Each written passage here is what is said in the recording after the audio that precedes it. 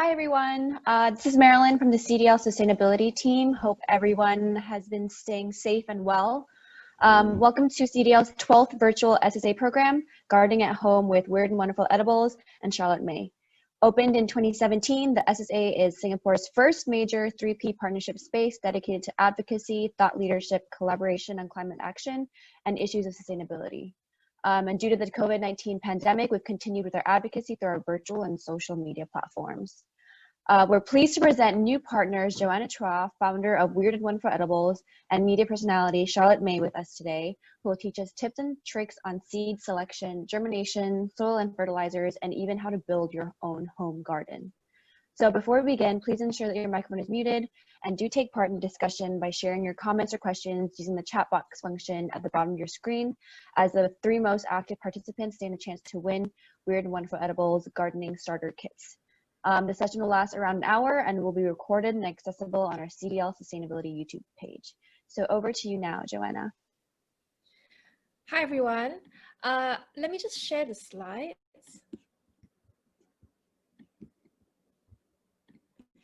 So first of all, thank you everyone for joining us today. As you know, you're here for the Gardening at Home webinar conducted on behalf of City Development Limited.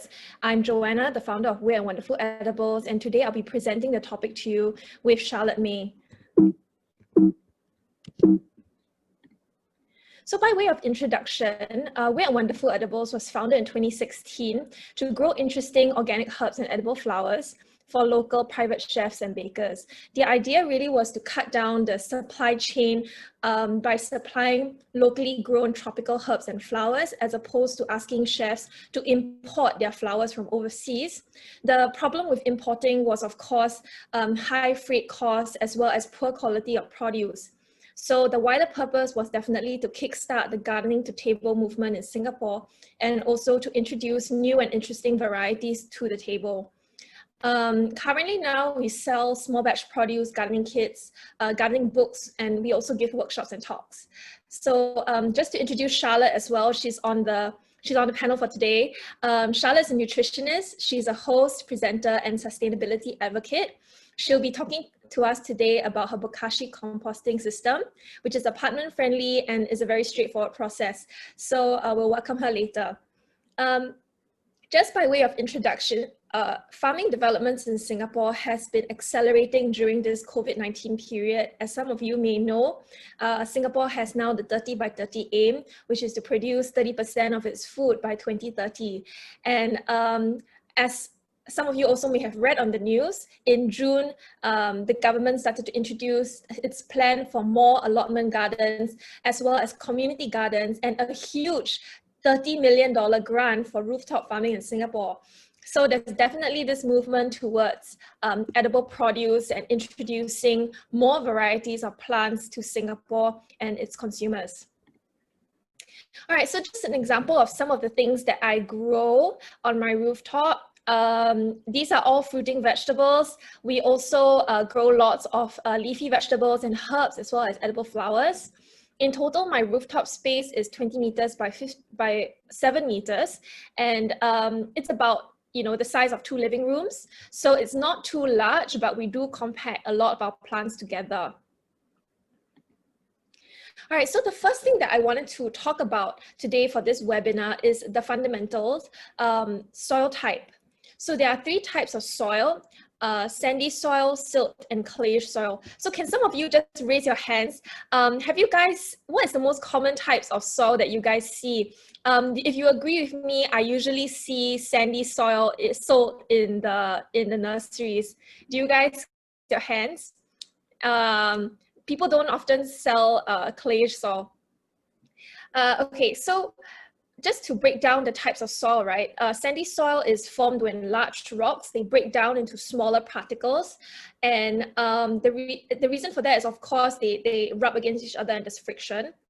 This type of sandy soil usually doesn't have a lot of nutrients in them, and the drainage is very, very quick. So if you just plant your plants in sandy soil, you're not going to get a lot of nutrients or water retention from that soil. If you plant them in silt, for example, which is an intermediary between sand and clay, this type of substrate tends to be very muddy and doesn't allow for aeration within the root system of the plant. So we don't tend to grow things in silt, okay? And the third kind of soil that you often see in the nurseries is a construction soil or clay soil. So that's in the last picture at the bottom. So this type of soil is formed when there's a chemical decomposition of rocks, meaning essentially that the rock breaks down into very, very, very fine particles that bind together into a hard substrate. And this means that the soil is very sticky and compacts very, very easily. This prevents root systems from growing because the soil is simply too hard. And typically people do not grow in any of these kinds of substrates individually. The type of soil that we use for garden or what we call potting soil is loamy soil that is a mix of sand, clay, and loam or silt. So essentially you'll be adding a combination of clay, sand, and composted matter, plant matter. So these are the golden ratios. I think that this is a pretty important slide. If you want to, you can take a picture of it. Essentially, there are two kinds of soils that we are concerned with when we start a garden, okay? The first is your seed starting medium, and the second is your growing medium. So seed starting medium is the kind of substrate that you start your seedlings in. The reason why there's a difference in these two soils is quite obvious, okay? Seeds need soil that the roots can penetrate through easily. So you can imagine that when you have a small seed, it doesn't have any energy. It only has one energy store, and it's forced to sound the root into the soil, and you don't want that seed spending too much energy sending that taproot down because it hasn't produced any leaves yet. So you need the soil to be very, very soft and amenable to this kind of root system growth. Okay, and also you do not want a lot of nutrients in your seedling starting medium. You don't want your seeds to start rotting as well. So essentially, you would have 40% of potting soil, which you can easily buy from the nurseries. Then you would add 60% of husk perlite or 60% of peat moss or vermiculite. So as you guys can see in the diagrams, these substrates really help to add some air as well as some structure to the soil. So I know some farmers who also just use vermiculite or perlite as their base mix for seeds, and they don't even use potting soil. I wouldn't recommend that because essentially you do still need some nutrients in your seed starting medium, okay? So that is what you would do for your seed starting medium. For your growing medium, which is the kind of soil that you are going to grow your eventual plant in, you need a higher level of nutrients, which means that your potting soil is going to be higher. So here you see it's 60%. You need also 20% of compost. Compost, Charlotte will be talking later. It's essentially a breakdown of organic plant matter or animal matter, such as eggs, bones, and of course adds the nutrients to the soil. And that's what a lot of your vegetables need, especially if you are growing fruiting vegetables like eggplants, corn. You do need a higher nutrients mix in your soil. And of course, just to add the aeration, you would need rice husk and perlite, okay, as 20%. All right, so seed selection. I'm not going to go through this too much, but essentially there are 4 kinds of seed types in the markets available.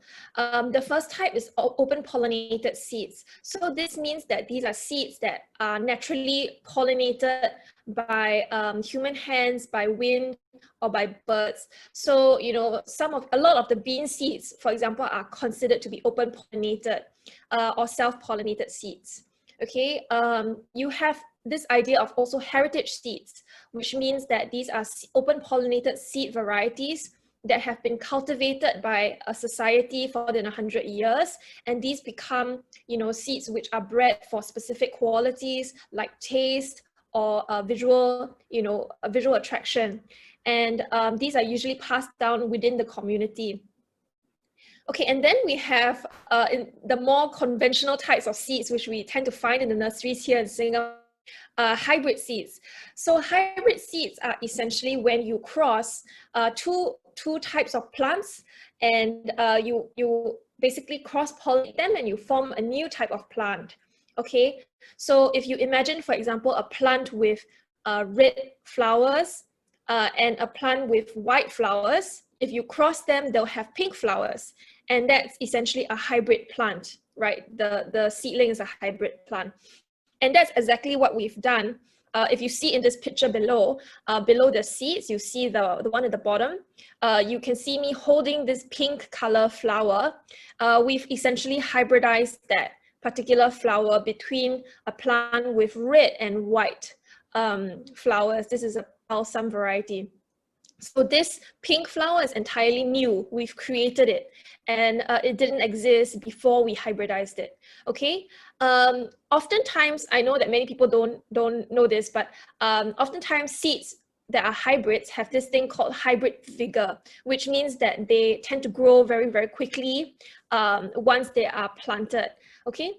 And GMO. So GMO seeds are seeds that are not bred in the garden, but are made using laboratories, and essentially this technology called gene splicing. So essentially what happens with GMO seeds is that they take genes from various organisms. It can be fish, it can be other plants, and then they put it into the seed, and the seed obviously has that quality.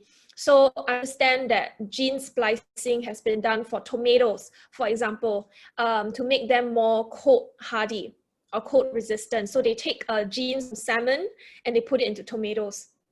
Okay, so that's not very new. It's an old technology. Okay, some tips for choosing seeds. Always choose the freshest seeds that you can find. Seeds typically expire after 3 years. Edible seeds don't last very long, especially the annual seeds. So always buy seeds which have at least a 3-year lifespan ahead of them. Also understand the origin of your seeds and the climates that they thrive in. So in particular, try to purchase seeds from India, Thailand, Vietnam, Africa, and Japan. Don't try to buy seeds from the UK or the US. Sometimes they will not germinate or do well in Singapore. And of course, understand your seed varieties.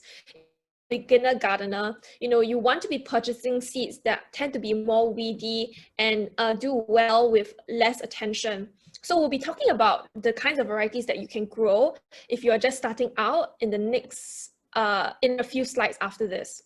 But essentially, these are the places where you can purchase some of your seeds and cuttings.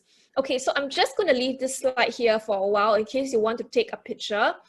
But essentially, in the local farms here, they do sell vegetable seeds. I know Bollywood Veggies, Farm 85 sells seedlings, and you can, of course, buy your seeds online from these various sources. I personally recently tried buying seeds from Horti Seeds. So I don't know, anyone here who has also tried Horti Seeds recently? Maybe you can raise your hand. I personally have never really trusted Horti because I always find them at NTUC, and whenever I bring them home to try the seeds, it doesn't germinate for me. But the trick apparently is to order directly from the Horti website and get them to mail it to you. And the expiry date on these seeds tend to be 5 years, which means that they were harvested pretty recently as well. So that's maybe one thing that you can consider when you order seeds online. And of course, I've just listed down the larger nurseries that you can visit for your seeds too. Okay, so this slide again is pretty important. It's a very basic table of the various kinds of produce that you can grow according to your light conditions. Now, I think that in Singapore, we struggle with two things, right? Space and light, and both of which are quite important for growing plants and edible plants in that regard. So you're going to notice a very broad pattern here. For the places where you have high sun and heat, you're going to be able to grow the more weedy types of plants, the ones that survive in desert environments or harsh environments like the swamps. You're going to be able to grow them in your harshest full sun and full heat conditions. And then in the middle, where you have afternoon sun, is where you grow most of your fruiting edibles, the ones that you see commonly in your wet market. And if you only have morning sun or partial shade, then you'll be able to grow more of your herbs. So your Western herbs like thyme, Mexican tarragon, mint, and dill.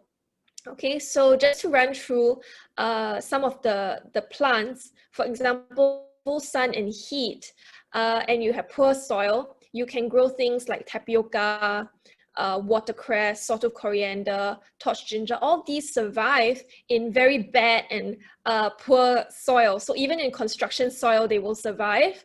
And if you give them full sun, they'll do pretty well.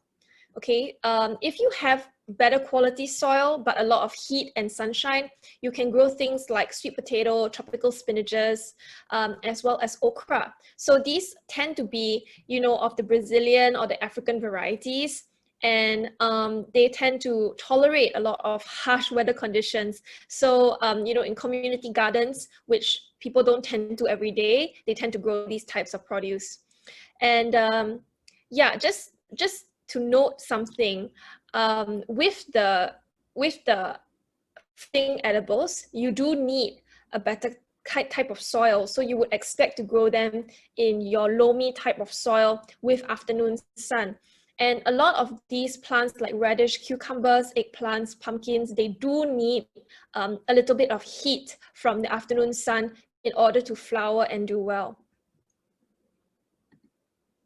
Okay, so now I'm just going to play a very short video on germinating seeds, which is important for some of you who like to start your plants from seeds. Okay, there are going to be 2 of these videos. The first is to teach you how to germinate seeds with seed coat, and the second one is for seeds without seed coats.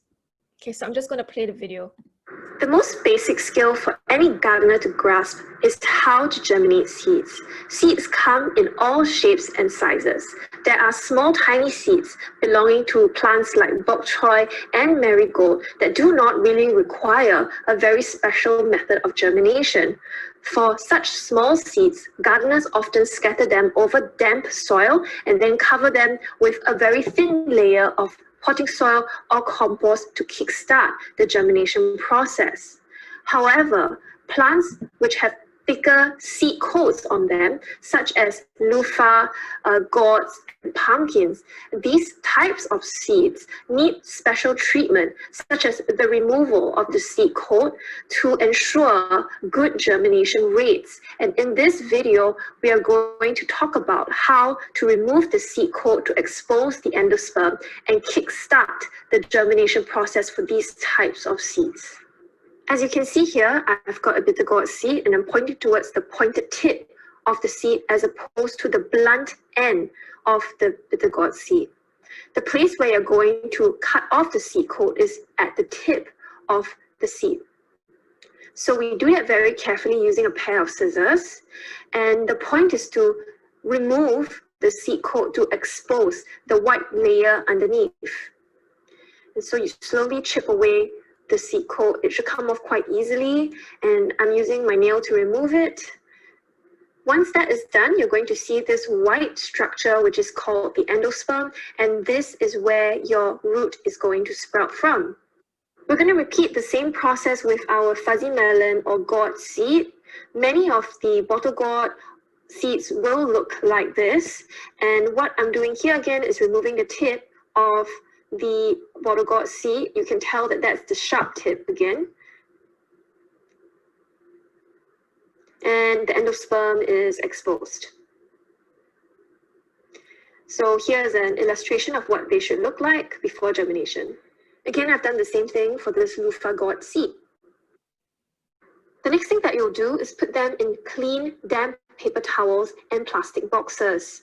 Ideally, to increase humidity, you would also put the lid on top of these plastic boxes and keep them in a warm place. So you notice that the seed I did not cut did not sprout, and the seed which I did cut sprouted only after 1 day. The same can be said of all of these gourd seeds and the cucumber seeds, which I scarred. Once your seeds have sprouted, I recommend starting your seeds in a substrate consisting of 30% of perlite or rice husk, 30% of vermicast, and 40% of normal potting soil. This is to ensure that the seedling soil mix is very light and not dense.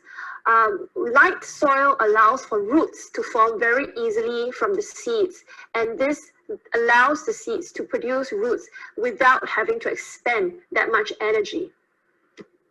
This is how our seedlings look 4 days after we put them into the soil. They're looking very healthy, as you can tell.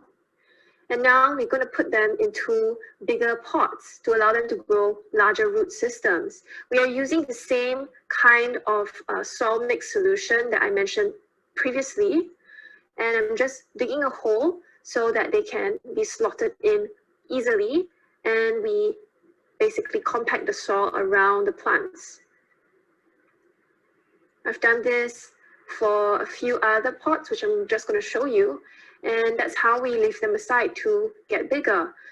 I do pretty much the same thing with these tomatoes. As you can see, these seedlings are about 3 weeks old, and they've been in the larger pots that we've transferred them into after they've germinated. So typically you would loosen the soil by pressing the edges of the pots, and you can tell there's a good root system forming on these tomato plants. Then you would dig off some soil and you carefully put it into place. And again, of course, firm it up.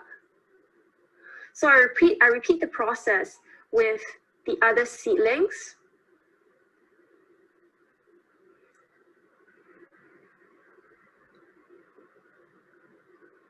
And again, the soil that we use is very light, as you can see.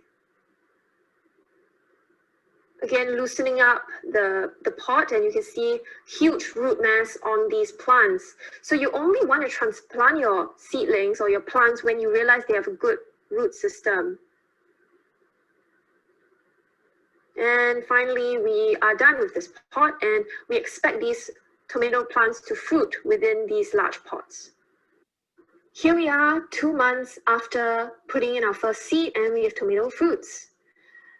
It is very important to encourage bees and other insects to come and pollinate your flowers. If not, you will not get any harvest. And this is an example of some of the plants that I've grown through seeds by the method of germination that I've just shown you. So just by following these very simple tips, you'll be able to harvest lots of your own edible garden vegetables.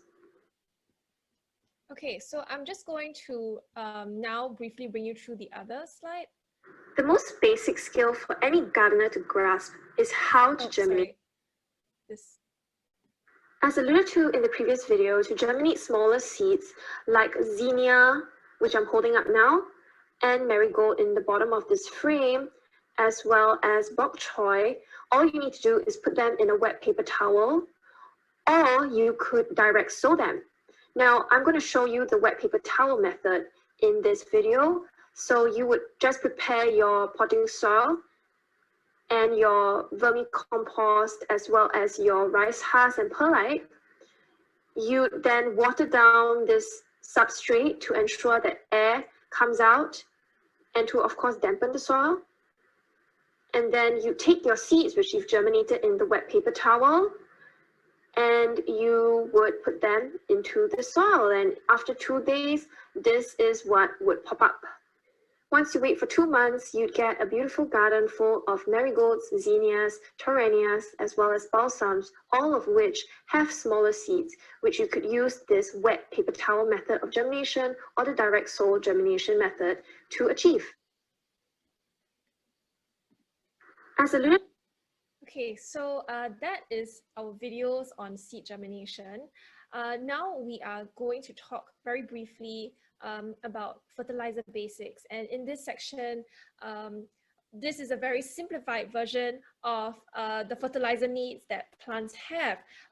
As you guys know, plants require a myriad of different kinds of nutrients, okay? And this is why people often say that hydroponics plants don't taste the same way as organic plants taste, because the soil actually contains a lot of these micronutrients as well as macronutrients, which adds to the complexity of taste when you harvest your produce from soil. Scientists have not been able to recreate a lot of these micronutrients that exist in the soil, as well as the microbes that contribute to these nutrients. Okay, so the three main types of fertilizer nutrients that plants need is the NPK, of course. So nitrogen being for leaf growth mainly. So if you're growing things like leafy vegetables, kangkong, bok choy, your aramath or your mince, you would need a very high level of nitrogen. Okay, nitrogen can be found in used coffee grounds, and you can get that from coffee shops. And I think a lot of Western coffee shops would be happy to give you buckets worth of their used coffee grounds. Okay, the next nutrients that you would need is phosphorus. So phosphorus is important if you want fruiting vegetables.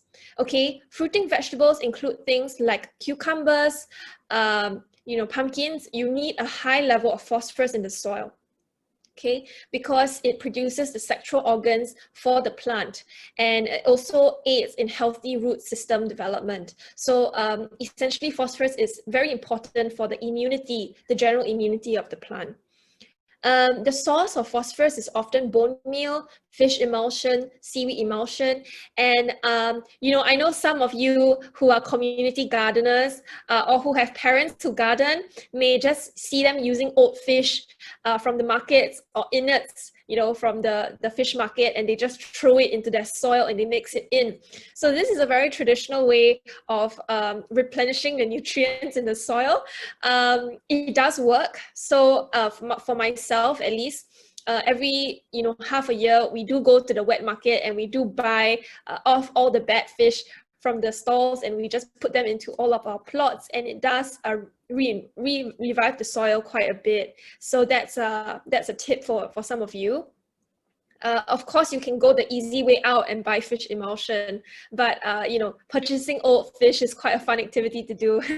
Okay, potassium. Potassium can be found in banana leaves and banana peels. It helps in the immunity of plants and for a lot of its chemical processes, okay? So if you guys took like primary 3 or primary 6 biology, you would know that the potassium actually helps in general transpiration as well as the translocation processes in plants, which means that it helps with, transporting the food and the water within the plant. Okay, so for this, you will need to collect banana peels from fruit stalls. And, there are lots of marathons, or there were before COVID-19, a lot of marathons happening in Singapore, and they would typically give out bananas.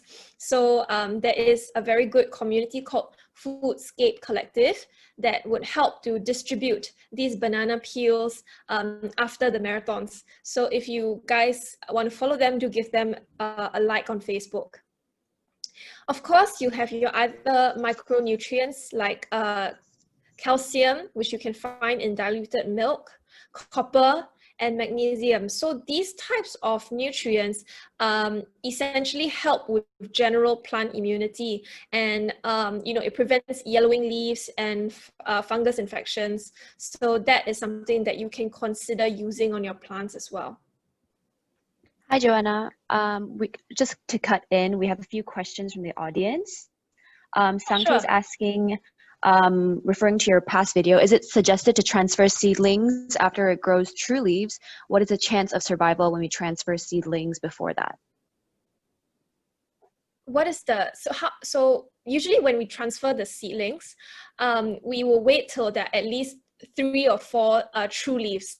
And from my experience of transferring the seedlings from the seedling tray into the final plots, they do transfer quite easily and well, especially if their root system is well formed.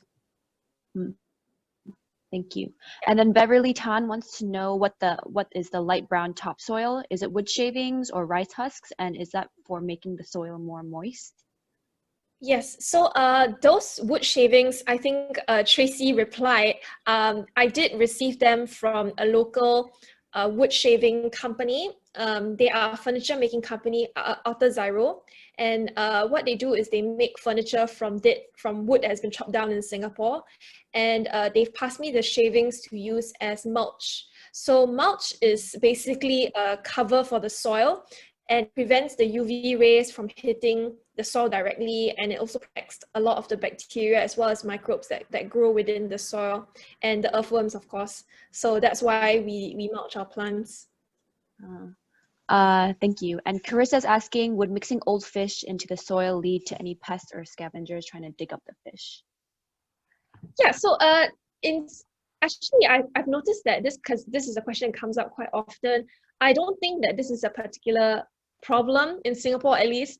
You know, cats and dogs usually don't dig up dead fish, especially when it's been rotting there for a while. So all you have to do is just bury the fish at least maybe two feet deep, and you won't have that kind of problem.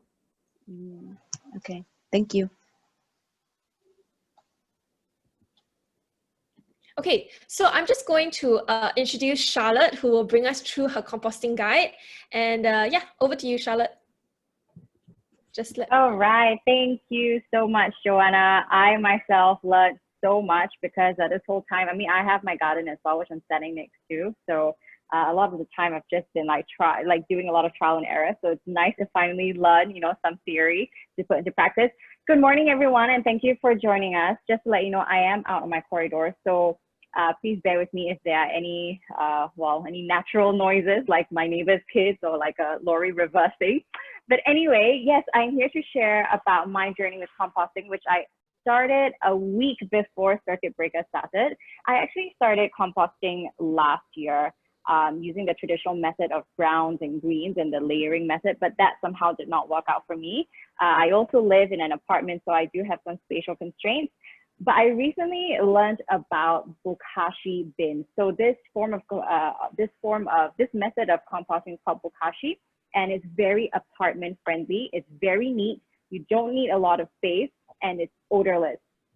A lot of people can't believe that it is odorless. I mean, if you open the bin and stick your nose inside, it definitely will smell. But I mean, around the area, it definitely wouldn't. So as I've mentioned, I started this 1 week before circuit breaker, and I'm now down to my third bin of compost. And I would say it's quite addictive, guys. And I hope I'm not the only one saying this. If any of you have tried composting before, please feel free to, just add some comments in the chat section to share your experience. But I've really enjoyed it. And to me, the most fulfilling part is when, it's looking at my bin at the end of the day in my kitchen, because sometimes I don't even need to empty my bin because it all goes into my compost.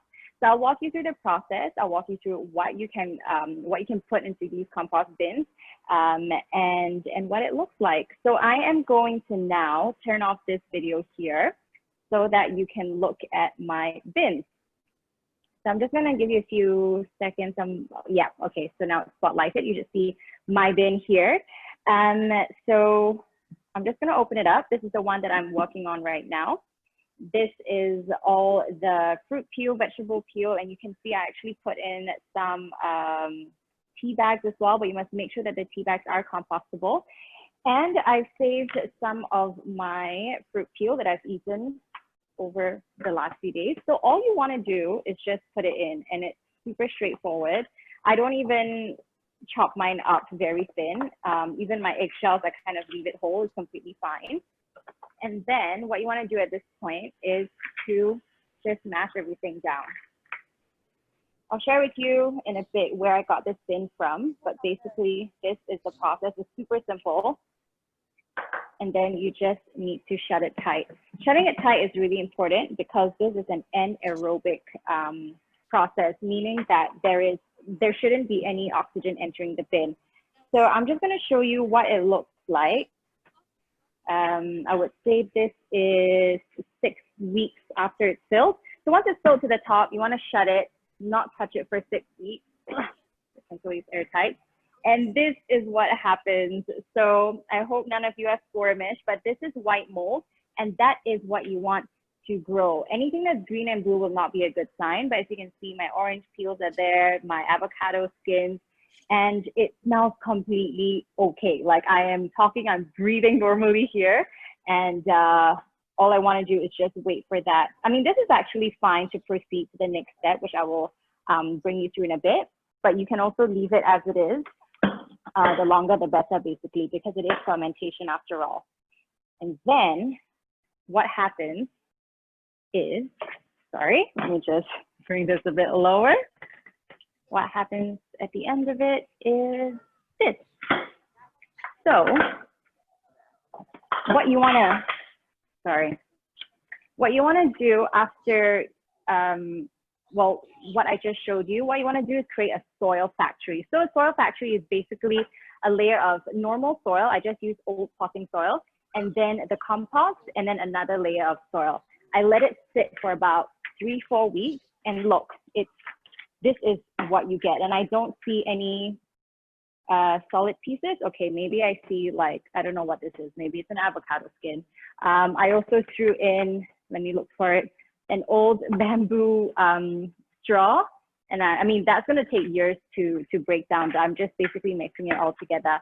And this is what you can mix with your potting soil and whatnot that Joanna mentioned earlier. So I'm now just going to move back to my other video so that I can explain the whole process. These are bokashi bins, which I got from the Green Collective. The brand is called Urban Composter. I don't know anywhere else in Singapore that sells it, but I'm sure you can also get it online. And there are other forms of composting bins, but I like this because it's super not environmentally friendly, super apartment friendly. And I know some people who keep it under their kitchen sinks. I mean, I have the privilege of having space outside my apartment, so I keep it out here. But you can also put it indoors. It does not smell at all, and I've not seen any pests around it. And the whole process basically involves you putting your food scraps every single day.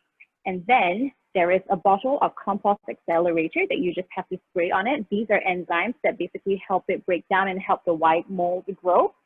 And then you shut it. And then at the end of the day, you have to drain the compost tea. So you'll see that there's a little tap here.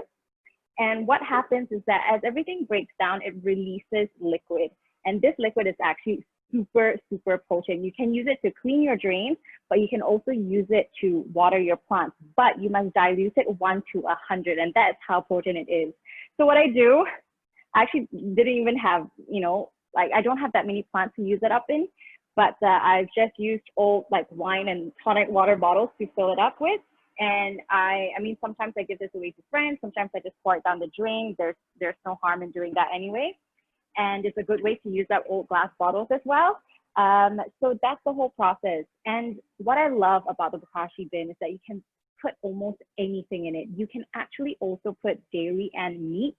I don't, simply because I eat up all those foods. I don't usually throw them away.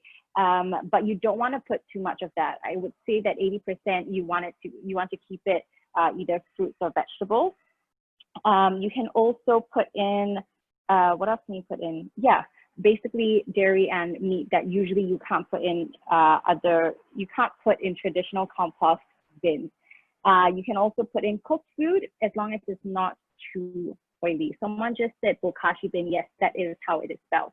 And yeah, so that is how simple it is. After filling it up to the top, you just have to wait for 4 to 6 weeks, and then you will get to the point of the second bin, and then you build your soil factory. I love this because honestly, it's so life-giving. It's amazing to see things that you otherwise would have thrown out to be something so useful. And a lot of people ask me, well, what do I do if I don't have plants at home? You can ask your neighbor if they want it. You can even go down to your neighborhood community garden to see if they want to accept it. You can get in touch with Food'scape that Joanna mentioned just now, because they do collect this as well, and they can link you up with people who would want it. Or I've not tried this, and don't quote me on this, but I'm wondering if we can just go down to a random tree and just put our compost there. I mean, you're not doing anything bad, right? Like, you are actually giving more nutrients to our trees in the community. But again, I don't know if that is legal or not. But I personally think that there's no harm in that. But there you go. I mean, if anything, you can still, this will be the last result, but you can throw your compost away if you really don't have anyone to give it to. Because at the end of the day, it is better throwing that away than throwing your food scraps away. So yeah, that's my quick little introduction on composting. And to me, it has been a beautiful, beautiful journey. I mean, I don't know how old are the participants here, but to me, it reminded me of a Tamagotchi that I used to have as a kid, because at the end of the day, you want to feed it, and then you know, like the whole process of feeding my bin and then draining it and then taking care of it, looking after it. To me, it's something nice that I spend 10 minutes with at the end of the day, and I really enjoy it. So more than happy to take any questions. Yeah, it's as simple as that. Thank you. Thanks, Charlotte. So we have a few questions from people in the participants. Carissa's asking, I've been trying trench composting to improve the current soil in my garden. It is mostly clay soil. However, the composition of my soil has yet to improve significantly. What can I do instead? Okay, huge disclaimer. I only know about bokashi composting. I'm not so sure about trench composting. I'm really sorry. Joanna, do you have any tips that you can jump in with? Sorry, so the question was whether you can use trench composting, is it? Sorry, Marilyn, the question, could you just... Yeah, the question, she was saying, I've been trying trench composting to improve my current soil in my garden. It is mostly clay soil. However, the composition of my soil has yet to improve significantly. What can I do instead? Yeah, so with clayish soil, trench composting is an alternative, but you will have to wait very, very long and accumulate a large amount of organic plant matter and compost before your clayish soil can improve. So if you want to just fasten the process, you would buy loamy soil or you buy compost, ready-made compost, and you would put it in. Yeah, because with clayish soil, it takes a very long while before it becomes plantable. Yeah. Okay, thank you. And a question from Nelson, can you keep adding fresh peels in the bin? Yes, you can. I leave it to the end of the day because I don't like to keep opening and closing the bin. As I've mentioned, it's anaerobic, so you want to prevent too much oxygen from entering it. But yeah, I add fresh peels. I only collected it in a box and put it in my fridge over 2 days so that I have enough to show you guys, and I don't overfill my bin. But yes, you can add fresh peels, even cooked food, like I mentioned, tea bags as well. Okay. And a question from Beverly, do you mean the liquid could be used for cleaning the home? Also, the ratio is 1 to 100. Is that in milliliters? Okay, the 1 to 100 is in any unit of measurement, but yes, you can use milliliters. No, you can't clean your home with it, or rather, I've not tried. And I know I did mention that the bin doesn't smell. If there is one thing that smells, it is the bokashi tea. This one here, it smells really, really bad. I mean, I've gotten used to it. I would say it smells like apple cider vinegar, but just slightly more acidic. And I wouldn't recommend cleaning your home with it for that reason, because your home won't smell very nice. But like I said, you can pour it down the drain and the smell dissipates. It doesn't stay for very long, or you can water your plants with it with that dilution ratio. Okay, thank you. And from Chen, I'm not sure, he says, I want to ask about my CCA. I'm not sure what that means. Chen, can you clarify what you mean by CCA? CCA in school? I wish there was a gardening CCA in school. I would have joined that in a heartbeat. While we're waiting for him to clarify, Tracy's asking Joanna, is it more economical to buy ready potted mix or garden mix, or to mix her own soil? Okay, so this question is a very good question. Of course, it's more economical to mix your own soil. Okay, so in typical gardening shops, one bag of, I think, 20 kg of soil is going to cost you anywhere between $10 to $20 and or $25 even. But you can also go to the nurseries and you can buy the components of the soil. So for example, you can buy a huge bag of 40-liter rice husk, and that will cost you maybe 25 bucks. You can buy also the perlite, which is gonna be, you know, around the same price. And that will be the, you know, the huge substance of your soil already as things go. And or, you know, the potting mix, you can of course compost your own soil, which Charlotte has shown us how to do. So you can use that as a mix. So you essentially be using your homemade compost together with you know, your perlite that you've bought in bulk, as well as your rice husk to be the and that does work as well. It's much cheaper. Thank you. And I guess a question from me, what's been the most challenging or surprising thing about growing your own vegetables and fruits and stuff? What's the most challenging thing? Yeah. Surprisingly challenging thing. I think the most surprisingly challenging thing when you have like a garden like myself, and you don't have a lot of time. Sometimes the odd thing is that you forget to harvest produce. So if you follow my Instagram page, WWEdibles, you notice that sometimes I go on there and complain about not picking some of the produce that I've grown. And I think that it surprises me, because sometimes, you know, you grow the plant because you want to harvest the produce, but then, you know, times you forget to do that, or the plant grows so big that you know, it goes into seed, and you can't harvest the produce anymore. So that to me is quite shocking, which I'll be talking about in the later sections of these slides. Yeah, when to harvest produce. Okay. We still have a few questions. I'll ask one more before you move on. Carissa's asking, are there any tips on how to get rid of snails and caterpillars in her garden? I mean, okay. If you guys have followed me again on my Instagram account, you would know that I just let the insects be.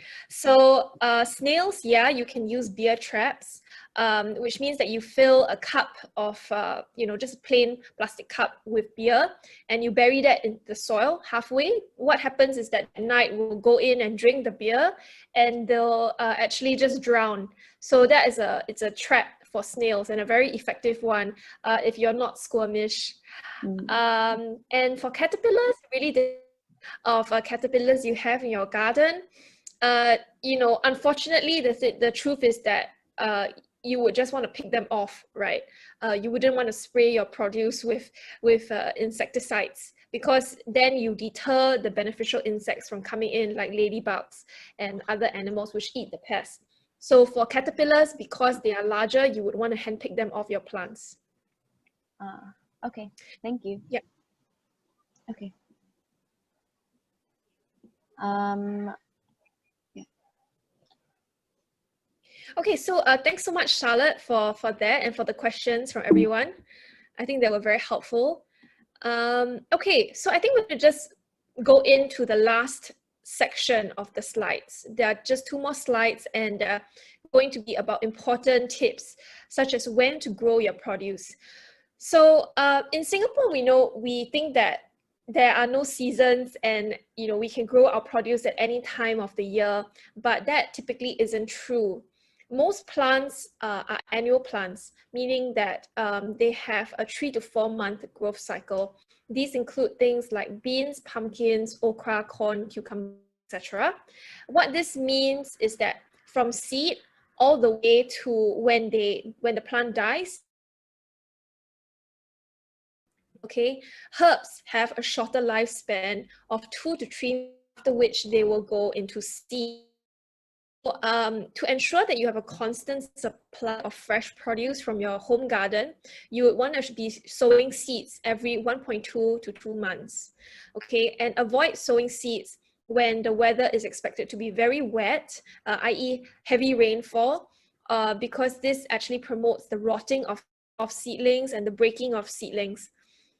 conversely, it's ideal to have rainfall closer to the period when you're harvesting your fruits and your vegetables. So for example, when you're growing things like loofah or pumpkins, you want to be harvesting them when there's a lot of rain. The same applies for herbs and leaf vegetables. Okay, so this is a very important chart that I've set up.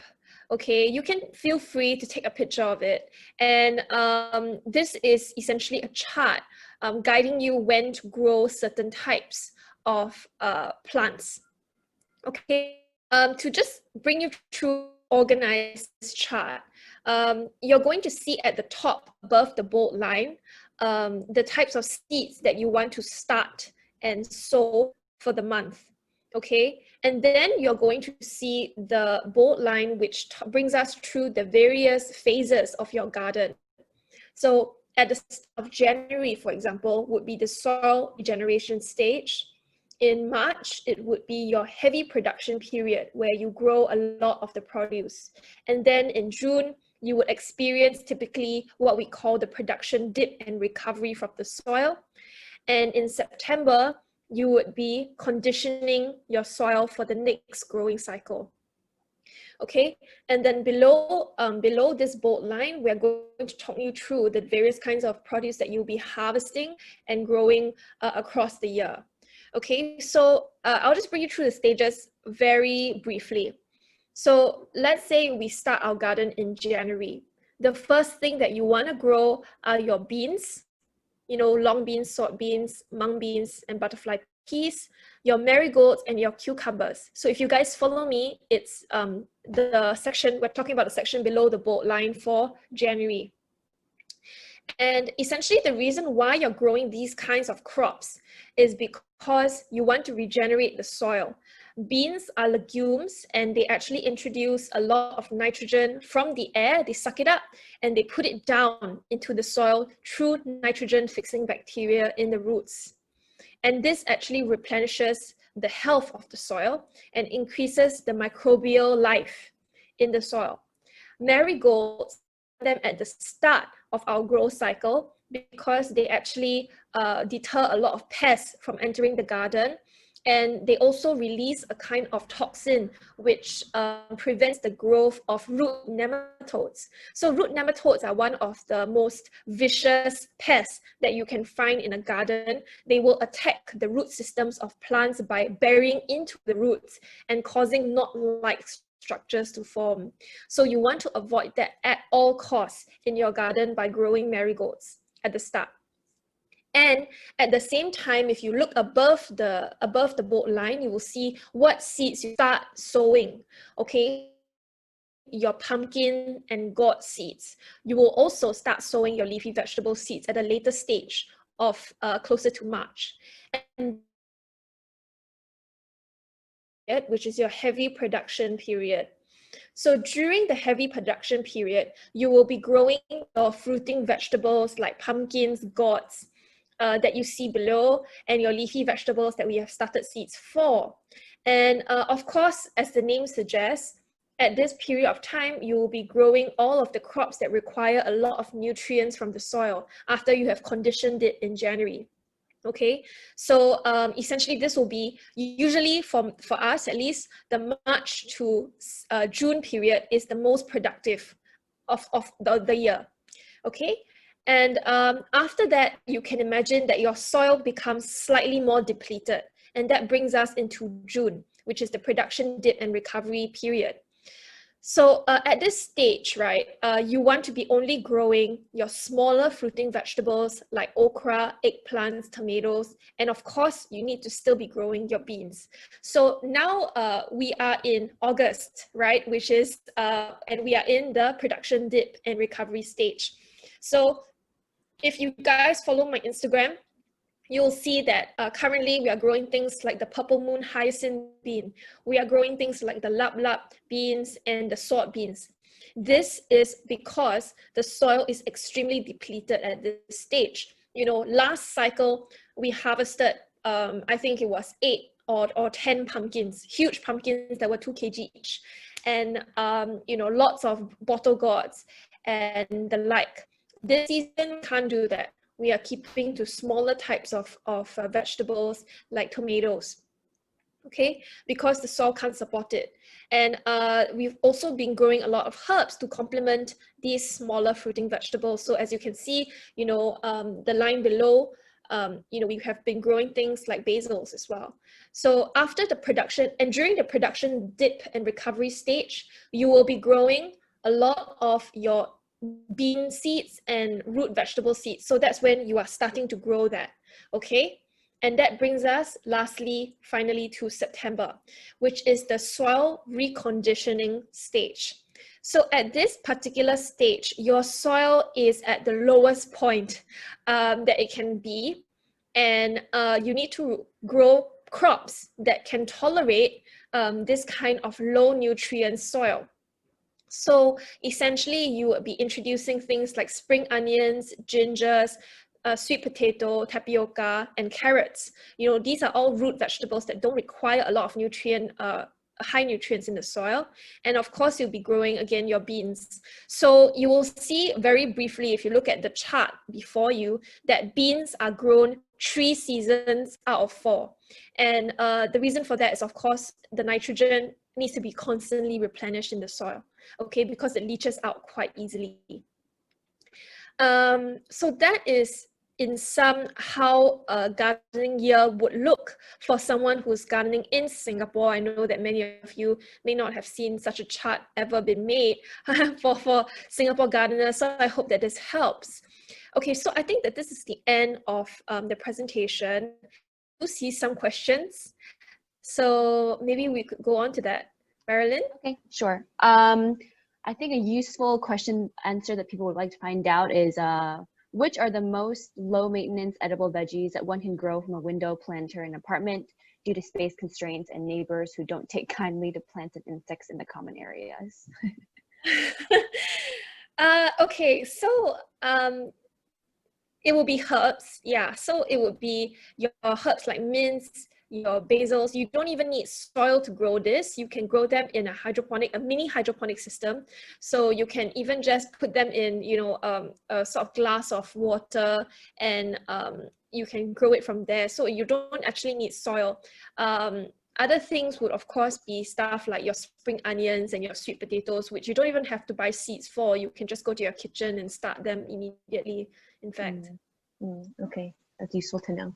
I think we have time for one more question. So from Tracy, does this chart that you just showed take into consideration the weather conditions across the year, like monsoon periods and dry spells? I assume this is based on outdoor farming.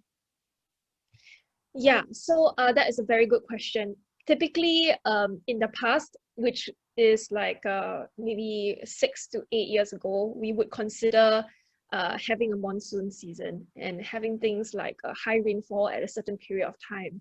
But as you know, weather conditions now have become extremely erratic.